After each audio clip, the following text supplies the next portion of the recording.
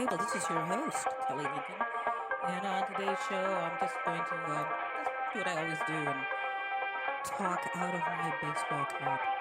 Um, you're listening, and I want to, first of all, I've got a shout out to the good folks at Netroots Radio for hosting, for putting me on the air. You gotta listen to us, you're awesome. Also, many thanks to Unity Networks for keeping us up and running, to Apache and the good folks of the San Carlos Apache Reservation where the servers are located. If you are listening on our webpage, or even if you're not listening on the webpage, which is netrootsradio.com, and you're listening on the TuneIn app, you can help support Netroots Radio and by going to Netroots Radio's Patreon page. And you'll find that link at the bottom of the homepage. And for a few dollars a month, you can help keep us up and running. It's a labor of love, but the good folks at Unity need to be paid.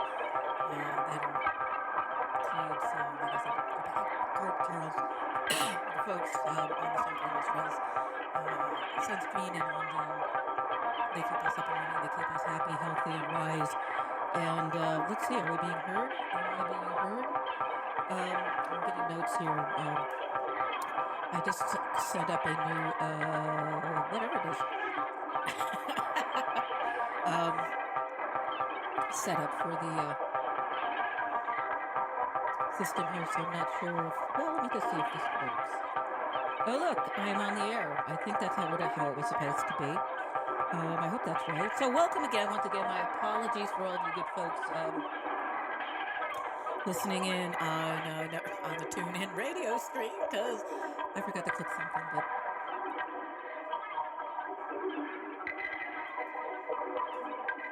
okay, so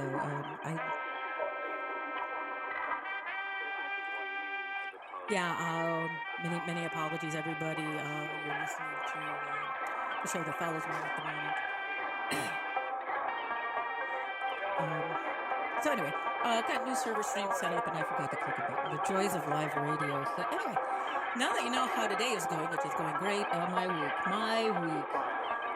week was cold. It's cold here in New York City, and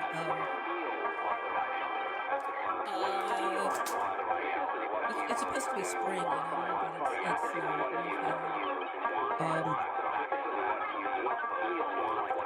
We had like 1 or 2 days of actual spring weather, and now it's going back to being winter. Thank you, Jetstream, for that. Thank you, El Nino.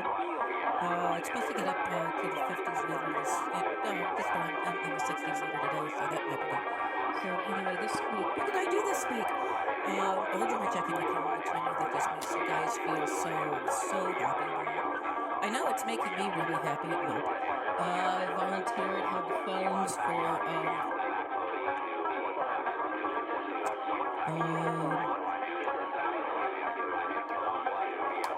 Hillary Clinton. We were calling for get out the vote effort, and so we are.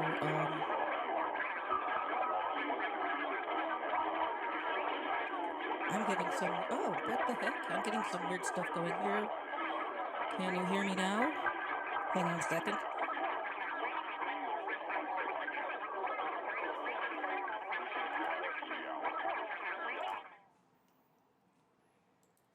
Okay, that might. How's that?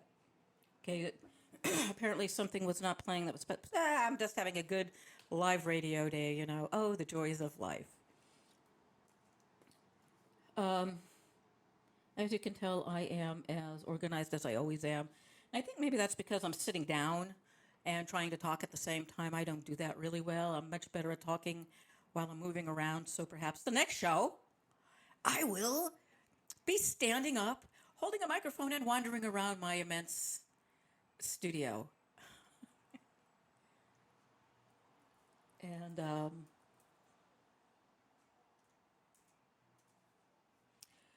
anyway, If you've ever done any phone banking, you know that it's something, especially for campaigns, and that it's necessary. And getting down to where we are, where we're phone banking for Hillary Clinton, is an adventure these days. Take the crosstown bus, get on the bus that will take me like a block, where the stop was like a block, down way downtown on Broadway and Wall Street, to to where the phone banking, which is at the United Federation of Teachers building, or the American Federation of Teachers, one of those union places, which is really great. The last time I was in the union hall was for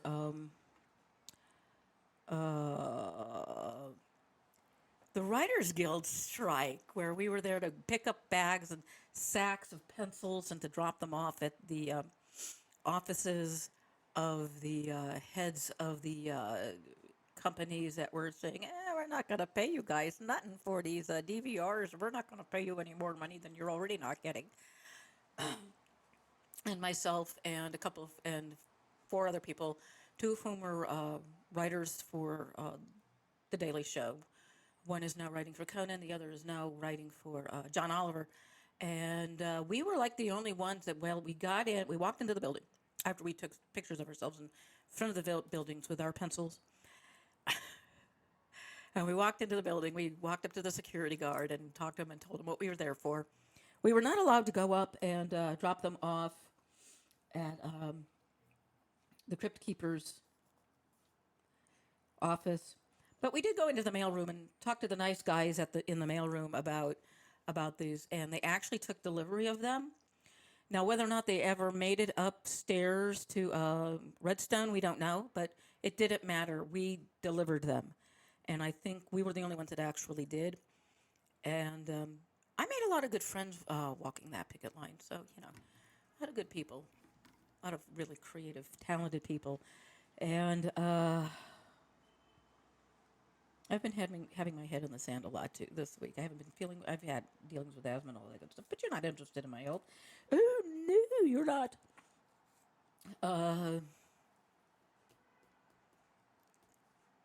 For those of you that just tuned in, I want to apologize for tuning in and hearing the show that follows me. We have a new system here, and I forgot to punch a button. Now that I know that I need to punch a button, all is good, and I hope you're all hearing me clearly.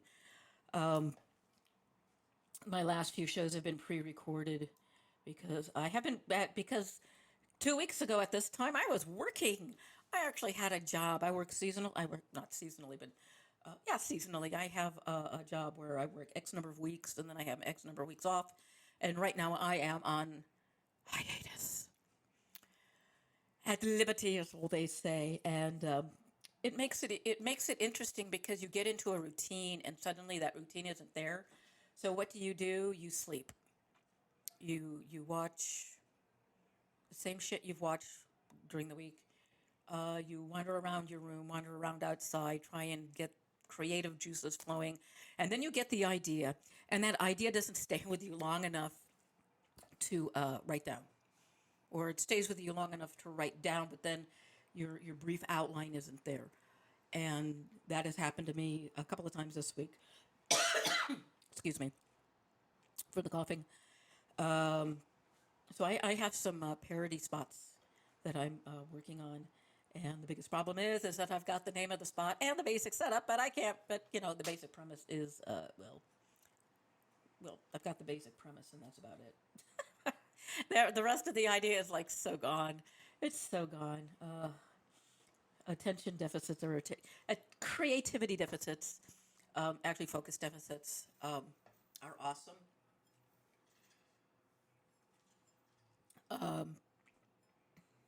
Yeah, last week, 2 weeks ago, did a show about, interviewed a lovely person that we were discussing ADHD and the joys it can bring us once it's under control. And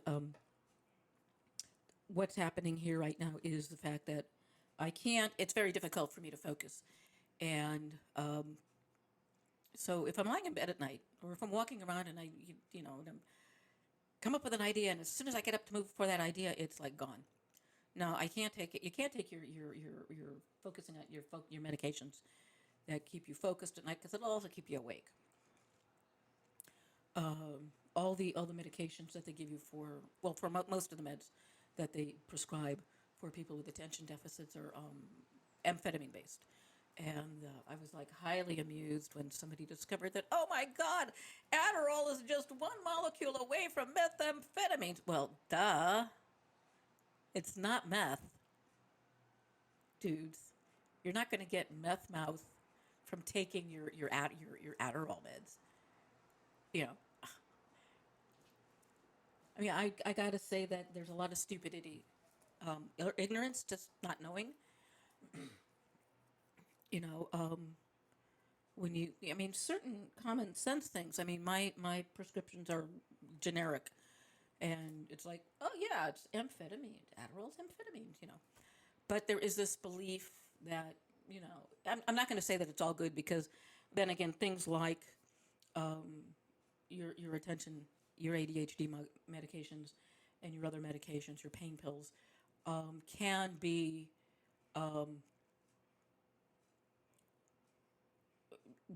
gateways, bridges, you know, fishing nets for other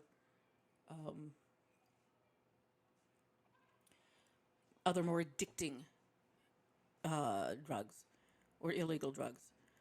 It's so I'm not downplaying the addictive quality of it, but it's your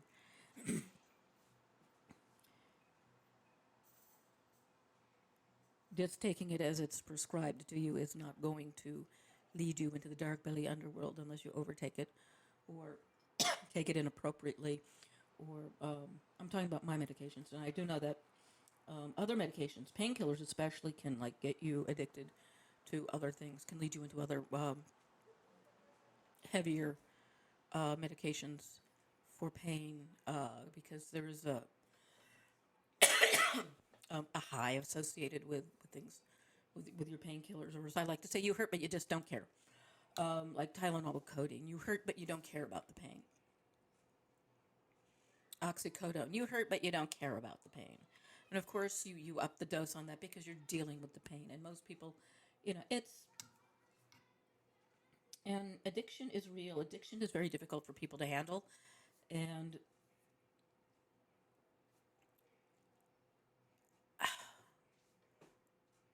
what I'm saying is, if you guys, anybody listening out there, if you think you might have a problem, go and talk to a doctor and find some help. Like if you're taking your parents or your friends' meds, you have a problem. Get help.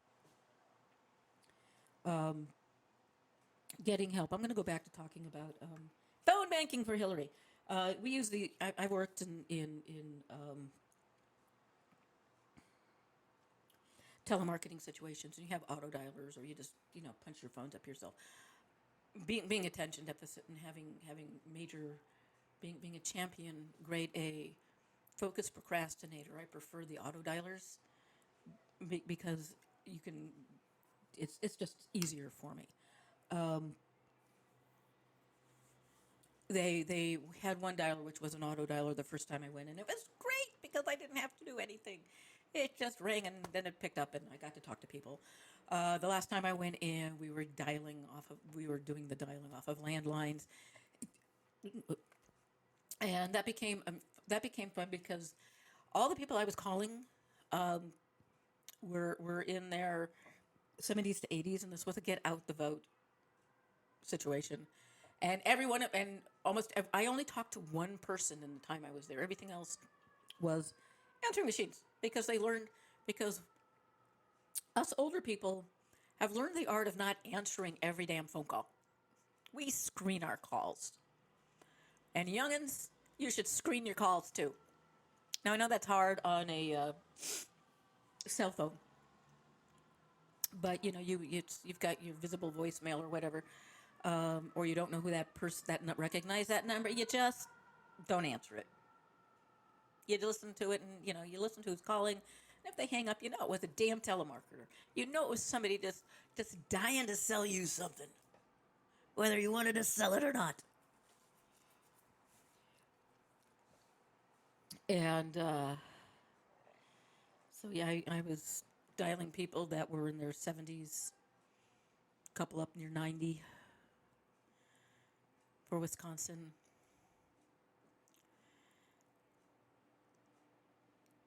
And a couple of people gave their office numbers as their. Oh, that's the other trick if you don't ever want to get a telemarketer call.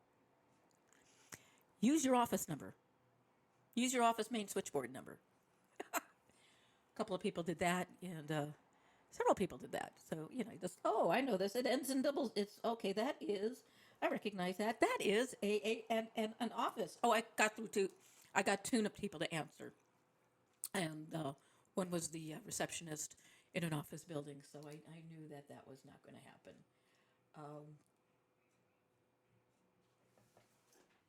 So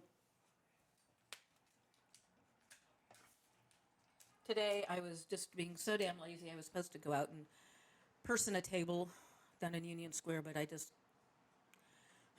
didn't have. Well, I had the energy. I just did not want to go out in this weather because my asthma's been acting up, and the cold just tends to exacerbate it more than anything else, and it's a killer pollen count or whatever here in New York City. And it's cold. And it's cold. And it's cold. Why is it cold? I don't know why it's cold. You too can be cold. In the background, sirens run. So, little extemporaneous poetry there, folks. It's I'm going to remind you, you're listening to At the Table here on Netroots Radio and Spreaker.com. And I think we have a chat room. I think I have a chat room.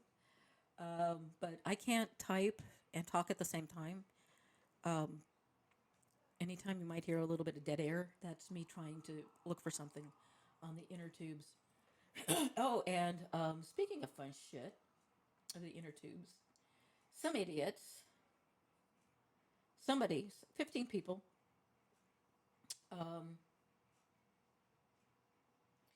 have filed a RICO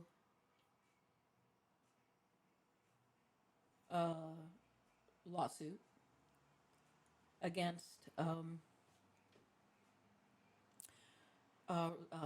against Snyder and several other people for. Let me see if I can find it here. It's in our breaking news. I'm going to my forum where I have all my stuff here. Yeah, Rick Snyder. Let's see. I'm going to go to the Michigan Live. Rick Snyder, target of RICO lawsuit over Flint water crisis, and 15 citizens filed the civil lawsuit against Scott and high-ranking members of his staff and others. They're seeking financial compensation for property damage, loss of business, financial losses attributed to the city's water crisis, as well as compensatory damages for future medical care and punitive damages.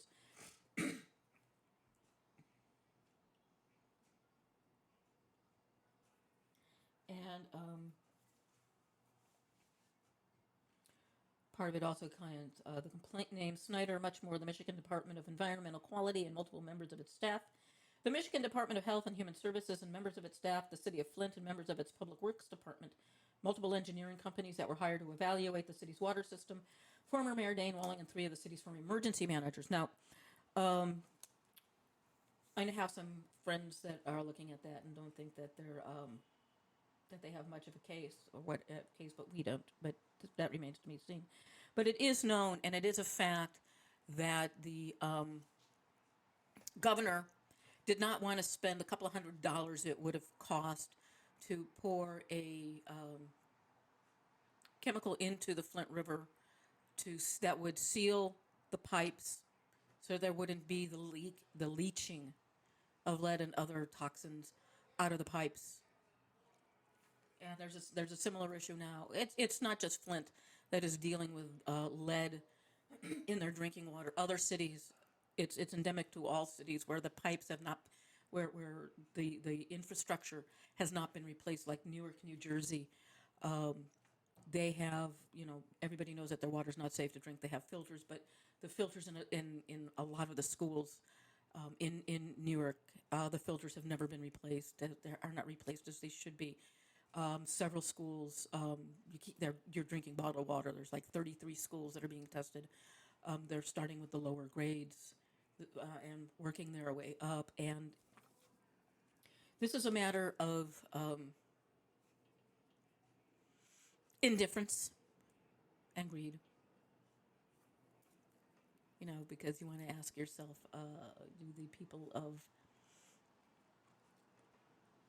Montclair, New Jersey, or do they need water? Do they need filters for the lead and that might be to filter out the lead and other toxins that are in the pipes? We have absolutely no idea because that's not been addressed. But I'm going to work under the premise that because of the age of the pipes of the cities, that there's probably a lead issue there as well. Excuse me.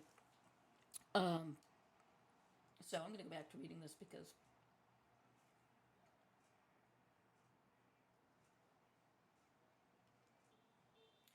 one of the companies that's being sued was hired by the city of Flint for a one-time, one-month contract to conduct an analysis of the residual effects of the city's chlorination process in 2015.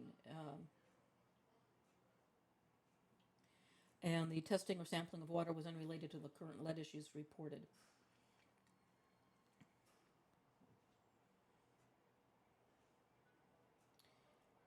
And a lot of it also has to do with city manager, with the emergency manager that was appointed, that which is similar to what Chris Christie in New Jersey wants to do to the city of Atlantic City.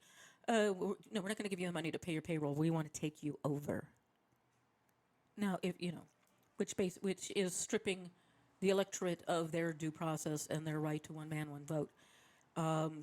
It's despot. It's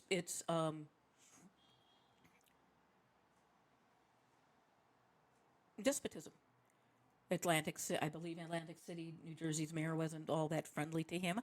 So of course Christie is a vindictive little bitch. So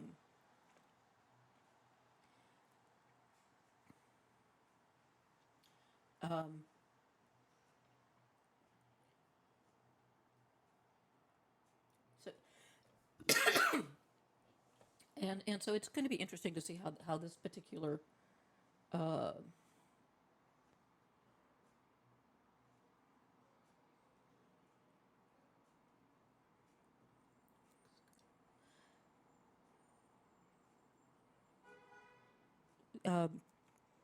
I was reading the article, which is why you had that there.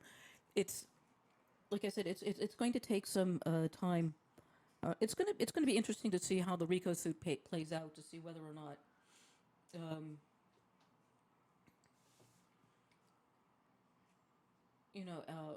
well, for those of you, a RICO Act, which is a racketeering lawsuit, requires attorneys to prove that the wrongdoing was part of an ongoing enterprise. If it's successful, the law allows the triple damages.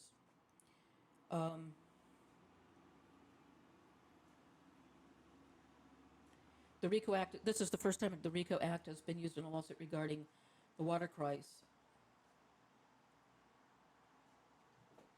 And part of why they're claiming it's racketeering was that they were still mail fraud by continuing to mail water bills to Flint residents, which they allege fraudulently misrepresent that the city is providing safe, clean water to the residents. That's going to be interesting. Like I said, one of my acquaintances who looked at this stuff is going,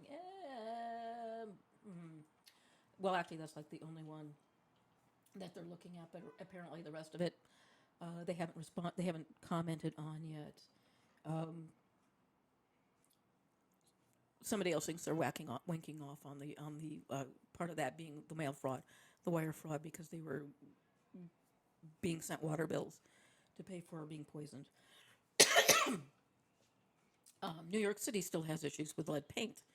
and probably lead pipes as well. And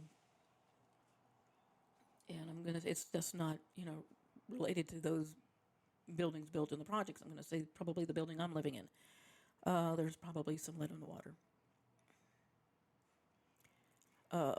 So, um, but it's more dangerous for small children when their brains are developing. So, if you're interested, you can just the web it's mlive.com/news/fin/flint,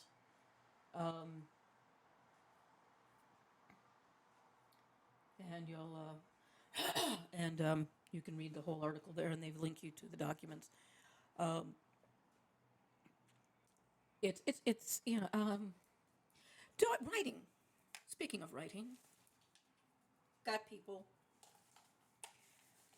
We have folks that are still off on the creative writing aspect of sovereign citizenships is always amazing.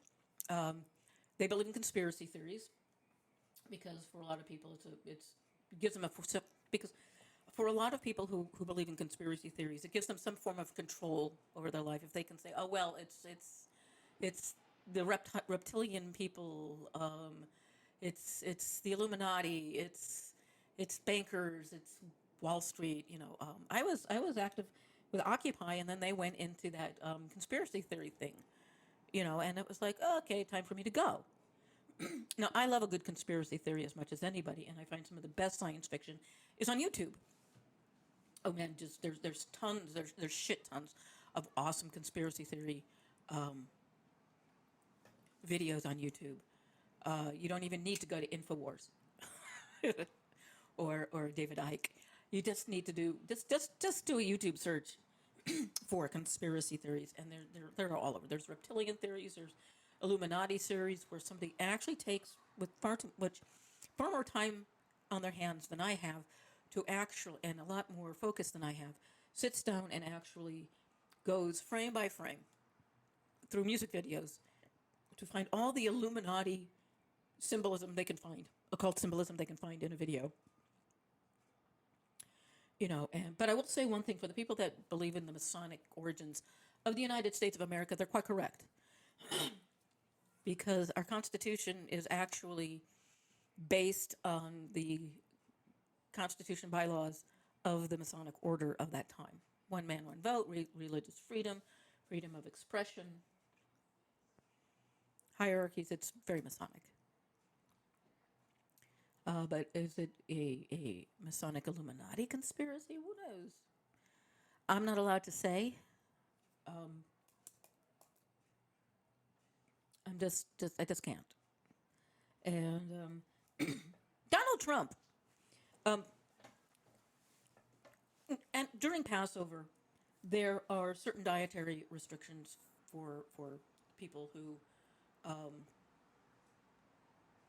are of Ashkenazi descent. Sephardic and Mizrahi Jews, those of the Middle Eastern Mediterranean, have a different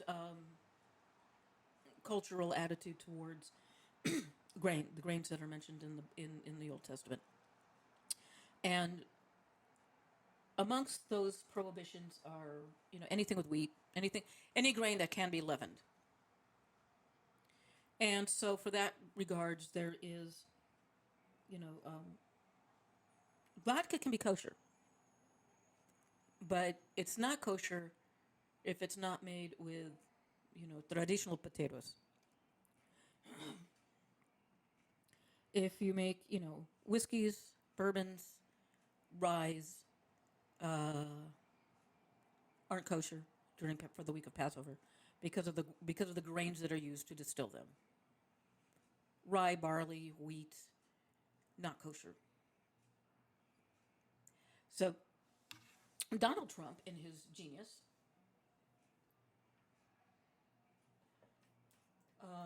said to somebody,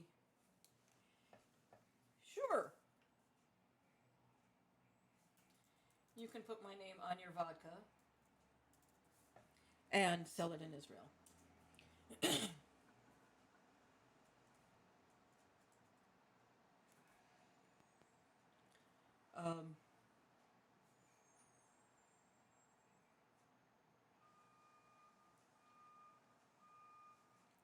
Well, he sold his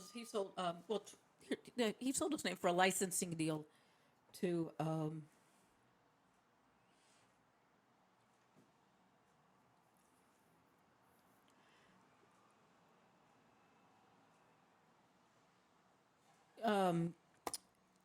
Trump licensed his name to a kosher liquor company. I'm going to say that kosher is in quotes. Rented his name to because Trump vodka, which is kosher except not during Passover,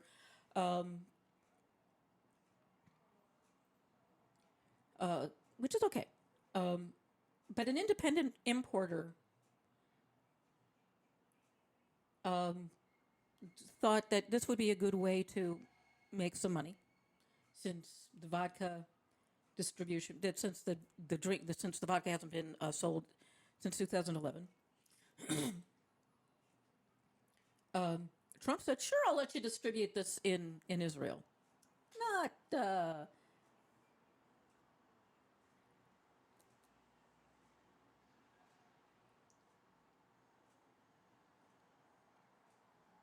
but according to the Jerusalem Post, it turns out that some Trump vodka was made with chametz, which is 11 food products, which would be malt, sprouted barley, or malt, barley, wheat, rye, and was not made with grain alternatives such as potatoes or molasses. It's not that Trump vodka has been a massive hit, one employee at a liquor store in Tel Aviv told the Post, but it became a household staple for families in need of a kosher alcohol alternative for Passover. While warnings were issued by a kosher certification organization in 2013, the non-kosher vodka and newly released bottles of certified kosher Trump vodka now bear a holographic label. Non-kosher bottles are still in circulation. And to make matters worse, even more confusing, some non-kosher bottles produced prior to 2013 discovery that were found to have had same identifying sticker that was put to distinguish the new real kosher vodka.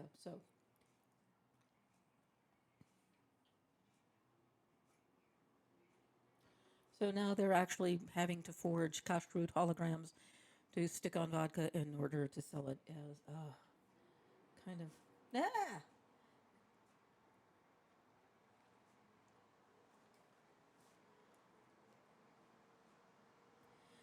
So it's not his fault. He's not, he just saw an opportunity to make some cash. So he said, "Sure, I'll lend you my name. I'll lend you my name and inspire you." Oh.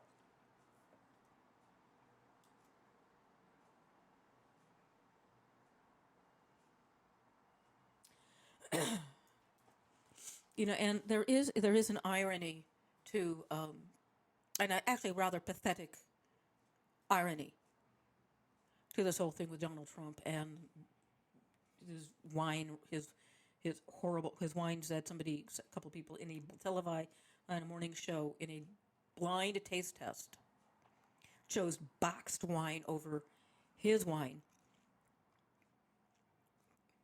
for taste. His wine is worse than a boxed wine. Donald Trump doesn't drink. His brother died from acute alcoholism, so he doesn't drink. But he has no compunctions into making money off of people with the same disease his brother died from.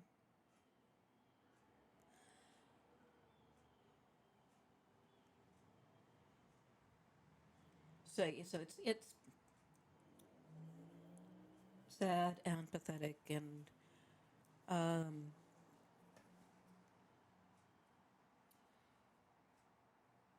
it's amusing watching somebody listening to somebody who's never had the word no said to him, who has never been told he can't have something, being told no, you cannot, and is howling like this spoiled child. I'm not even gonna call him a 5-year-old. Sorry, Anderson, he's not a 5-year-old. Maybe in that playground, yeah, I did, but He temper tantrums like a 3-year-old. Now that kid in Texas who was given probation because affluenza, because mommy and daddy didn't teach him right from wrong. The poster child for that is Donald Trump. I'm going to go on my Donald Trump bashing phase right now because I can talk about this all day long. Trump is not just a business failure. This is a man who's had 2 casinos go bankrupt, who had to sell in order to get out of bankruptcy. He had to sell his stake in it, and he is a slumlord. He's been a slumlord. He's slime.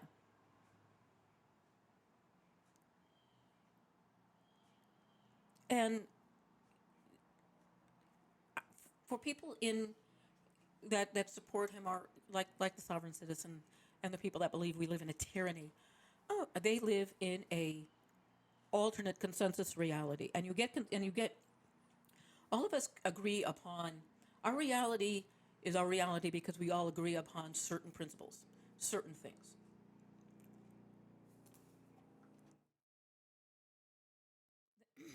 Then you have people who have a different reality because they're agreeing on specific things. Stephen Sondheim in Assassins wrote about it, and wrote a song about it, and it's called Another National Anthem.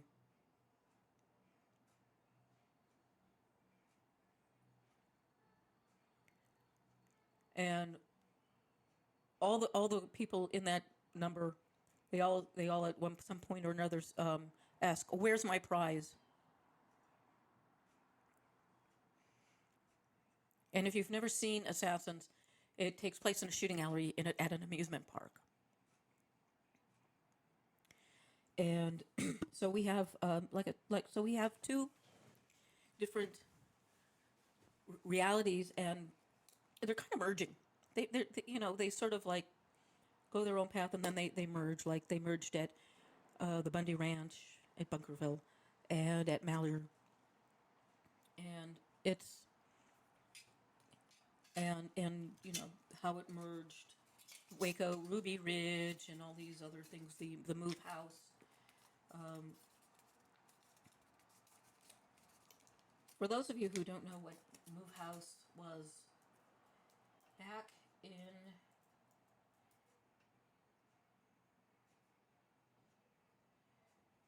I believe it was in Philadelphia.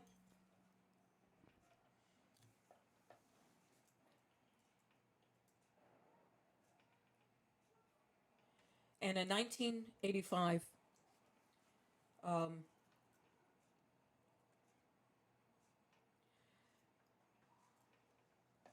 Philadelphia police actually dropped a bomb on a house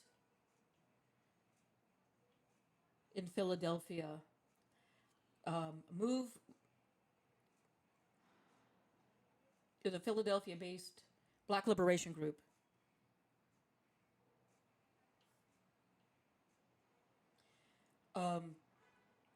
There was a standoff at the house, and the one cop was killed, and several others were injured, and 9 members of Move received life sentences. In 1985, there was another standoff, and the police flew a helicopter overhead and dropped a bomb on the house. And it killed 11 Move members, 5 children, and 65 houses were also destroyed as collateral damage. And Move was originally called the Christian Movement for Life at its founding in 1972.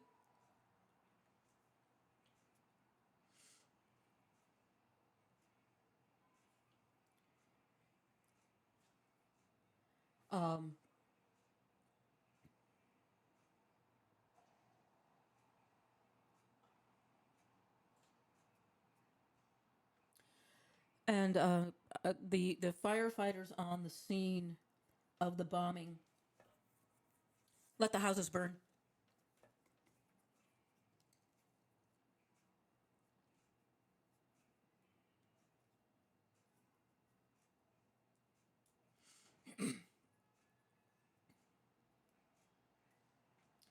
The resulting explosions ignited a fire that eventually destroyed approximately 65 nearby houses.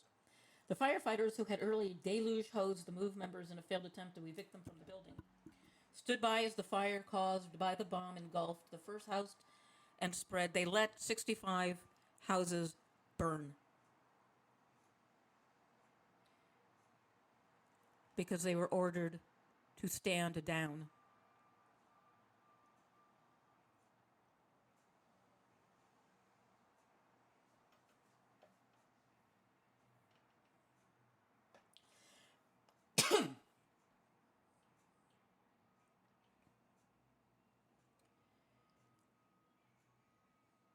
There were no criminal charges filed.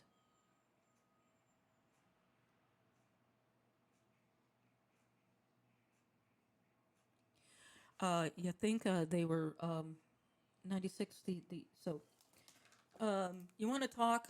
You know, everybody remembers Ruby Ridge. They remember Waco, but nobody talks about the bombing and the willful destruction of 65 homes in West Philadelphia because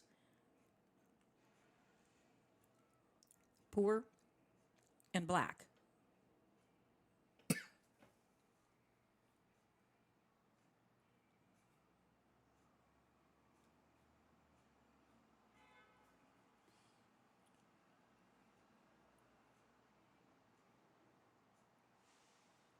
And so, I think you should do your own research into that. I was reading off of the Wikipedia article on it, but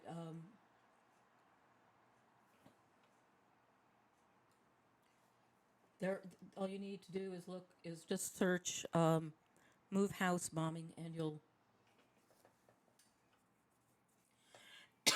get a shit ton of information on that. And in fact, it'll be 31 years in next month that the bombing of the MOVE house happened. 2 1-pound entry devices were dropped on a bunkery sort of thing on the top of the house, and five children were killed, along with adults. 65 homes were allowed to burn to the ground because the firefighters were afraid that they'd get shot if they were fighting the fire next door. MOVE members claimed that they were being shot at as they tried to escape the fire. But hey,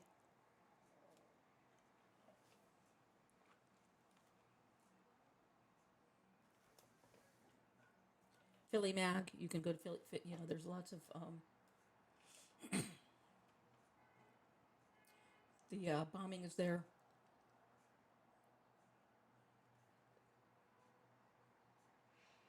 It's sovereign citizens don't have to worry about the police flying a helicopter over their house and dropping two 1-pound gel explosive devices on their house, incendiaries on their house. Had the Bundys been landowners with a land grant dating way back to the time of the Spanish and Mexican control of the Southwest, the Malheur standoff never would have happened because the feds would have gone right in. But then again, I don't believe that Hispanics, Latinos, and Black Americans would ever think of using their children as human shields the way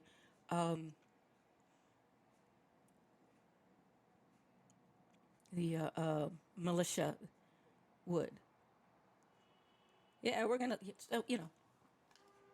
You need to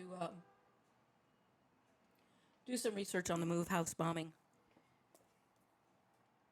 and then get back to me about lives and whose life is more important. Speaking of the Bundy, the occupation of the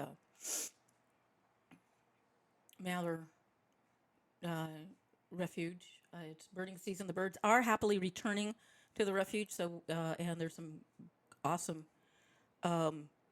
photos being posted. You need to check out the Malheur Friends of Malheur Refuge.org, I believe it is, and look at and continue to support them because it's going to cost several $1,000,000 to restore the refuge, to repair the damage, and disinfect the ground where people who are just camping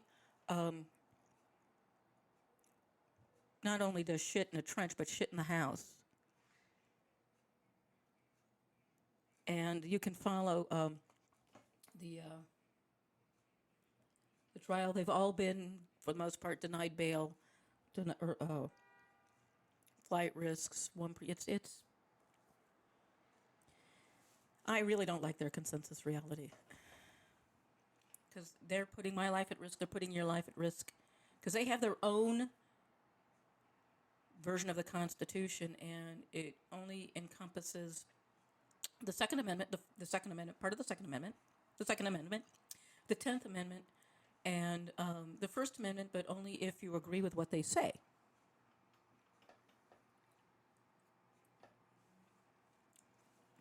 If you are not supporting the Bundy gang, you don't have a right to demonstrate. You don't even have a right to carry an American flag because you're not a real American. And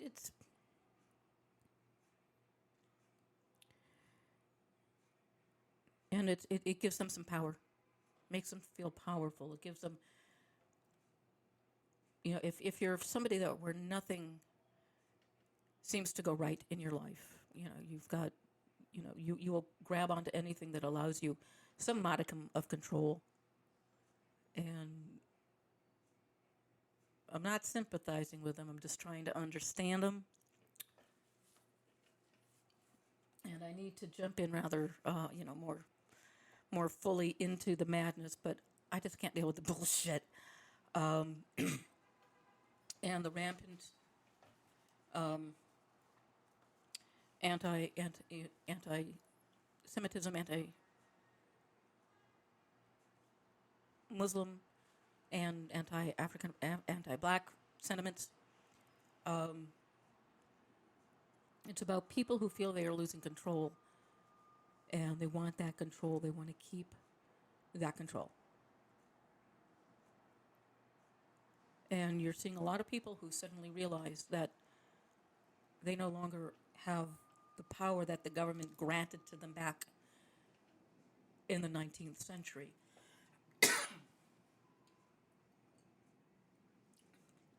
By declaring anyone who wasn't a slave as white.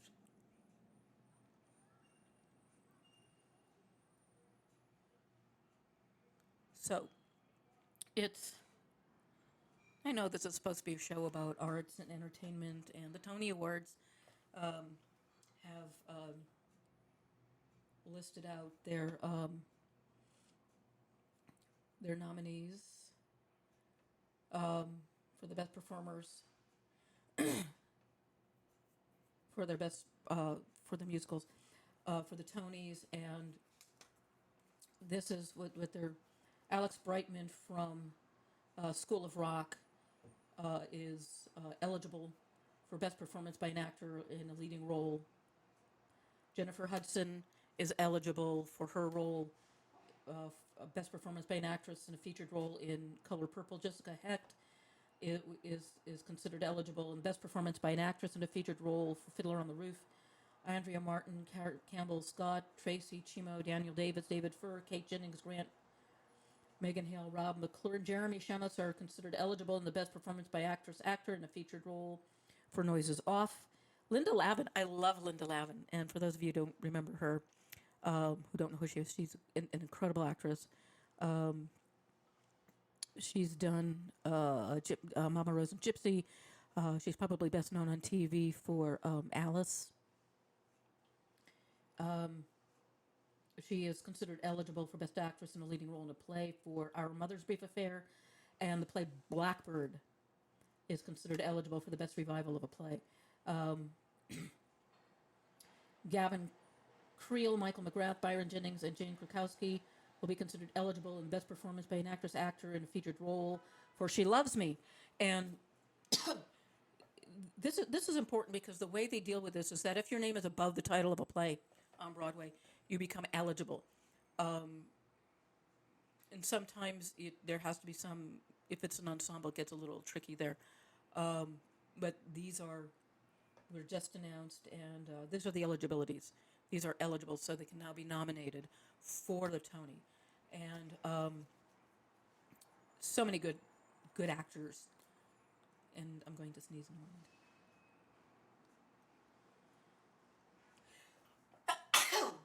Excuse me.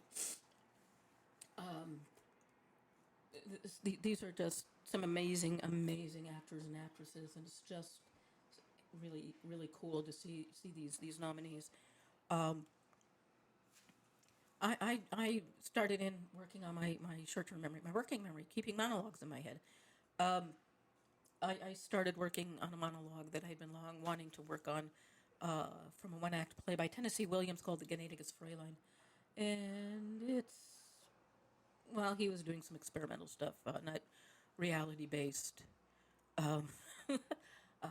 Really reality-based, much like, he went through this realism period which he had Streetcar Named Desire, 20 Cotton, in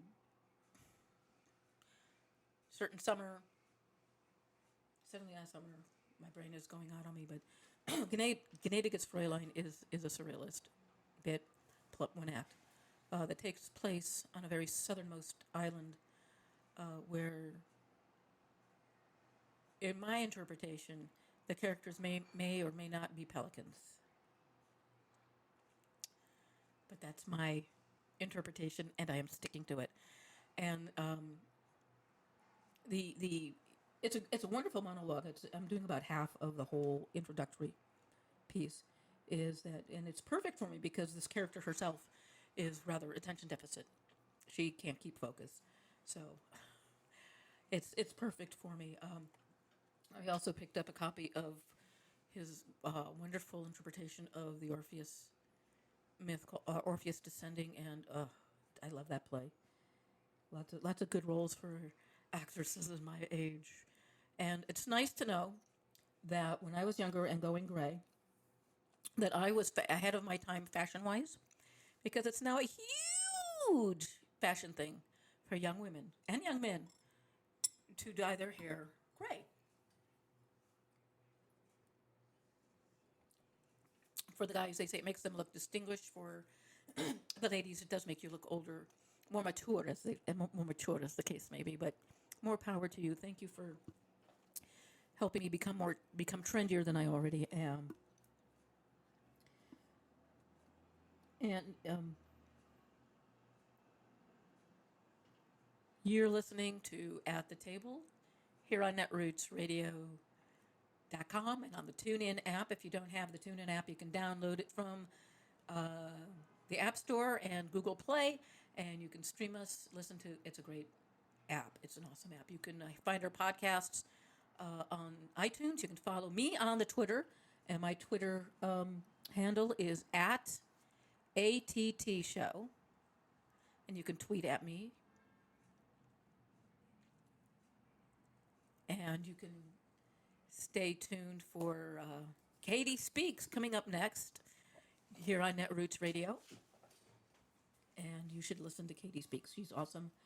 And finally, I want to say thank you for all the listeners. Thank you guys for listening to me just blither and wander from topic to topic, much as you would be listening to me, were we, sitting one-on-one in a coffee shop and listening to me blither and just go from point A to point B, bounce all around a topic, drop the topic, come back to the topic.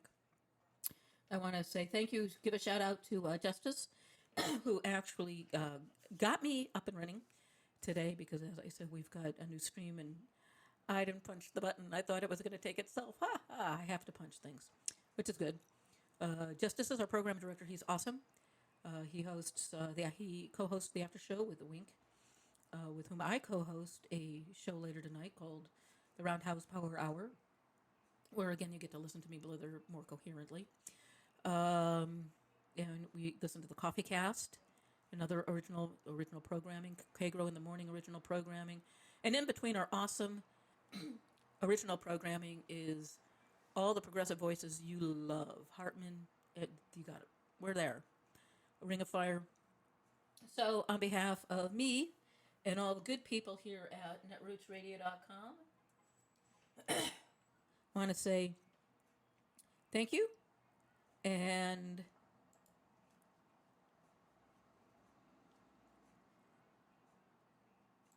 have a good afternoon. And I think we're out.